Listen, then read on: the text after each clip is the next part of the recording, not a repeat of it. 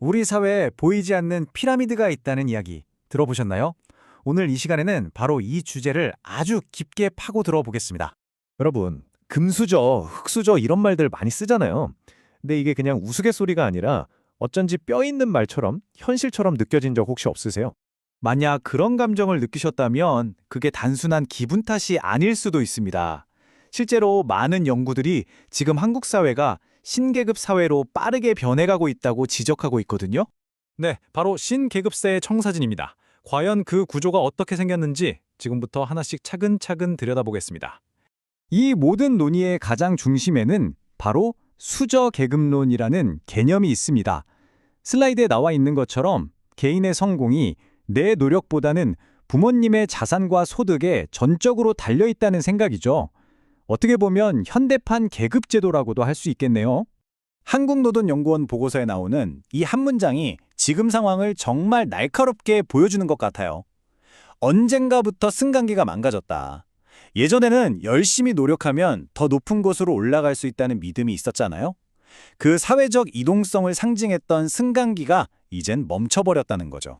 자, 그렇다면 이 견고해 보이는 계급의 피라미드는 도대체 무엇으로 만들어지는 걸까요? 그 첫 번째 기반은 바로 교육입니다. 이 도표를 보시면 그 구조가 한눈에 들어올 겁니다. 왼쪽에 부모의 사회경제적 지위가 있고요. 이게 사회자본, 문화자본, 그리고 막대한 사교육 같은 여러 경로를 거쳐서 결국 오른쪽에 자녀의 교육 결과로 어떻게 직접적으로 이어지는지 아주 명확하게 보여주고 있습니다. 근데 되게 흥미로운 점이 있어요.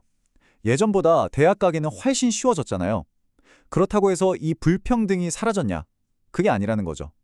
학계에서는 이걸 크게 두 가지 이론으로 설명하는데요.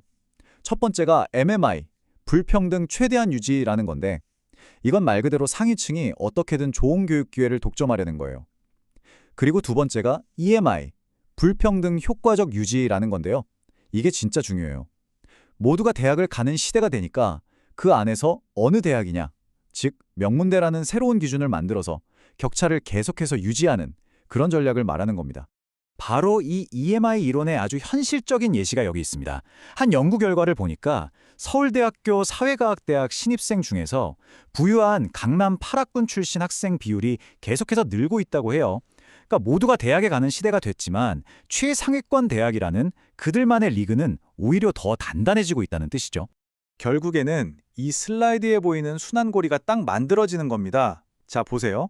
1단계, 부모의 높은 소득이 자녀의 높은 학업 성과로 이어지고요. 2단계, 이건 당연히 명문대 진학으로 연계되죠. 3단계, 명문대 졸업장은 더 높은 소득을 버는 직업을 갖게 하고 마지막 4단계에서 그렇게 번 돈은 다시 다음 세대의 교육에 고스란히 투자됩니다. 이 견고한 사이클, 이걸 끊어내기가 정말 쉽지 않아 보입니다. 교육이라는 첫 번째 피라미드가 쌓이고 나면 그 위에 그 격차를 아예 넘을 수 없는 수준으로 만들어버리는 거대한 벽이 세워집니다. 바로 부동산입니다. 75.5%. 이 숫자가 대체 뭘 의미하냐면요. 바로 2023년 기준으로 우리나라 가계 자산에서 부동산이 차지하는 비중입니다. 이 그래프 한번 보세요. 정말 놀랍지 않나요? 집이 자산의 절반 이상을 차지하고 다른 부동산까지 합치니까 무려 75%가 넘어요. 그러니까 사실상 부의 척도가 부동산이라고 해도 과언이 아닌 거죠. 여기서 진짜 중요한 점은 부동산이 그냥 자산에서 끝나는 게 아니라는 거예요.